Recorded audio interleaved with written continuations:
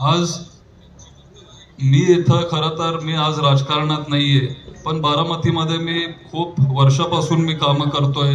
सामाजिक कामं असतील, विद्याप्रतिष्ठानची जबाबदारी माझ्यावर आहे. आपल्या कुस्तीगीर संघाच्या मार्फत मी दरवर्षी इथं मैदान घेत असतो, आपली तालीम सांभाळत असतो.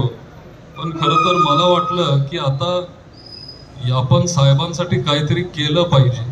आज जी बारामतीची ओळख आहे ती साहेबांमुळे आहे. तुम्हाला पण एक अनुभव असेल की जेव्हा आपण बाहेर जातो, मग ते महाराष्ट्रामध्ये असेल, भारतात असेल, जेव्हा आपण सांगतो की मी बारामतीचा आहे, लोक आपल्याकडे वेगळ्या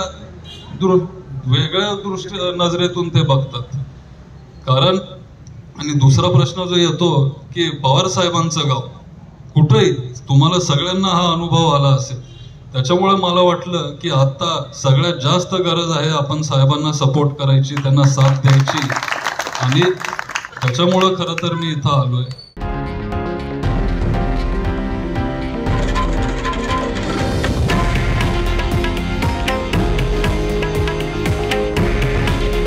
हे आहे देशातील नंबर 1 न्यूज नेटवर्क आणि आपण पाहत आहात TV9 मराठी.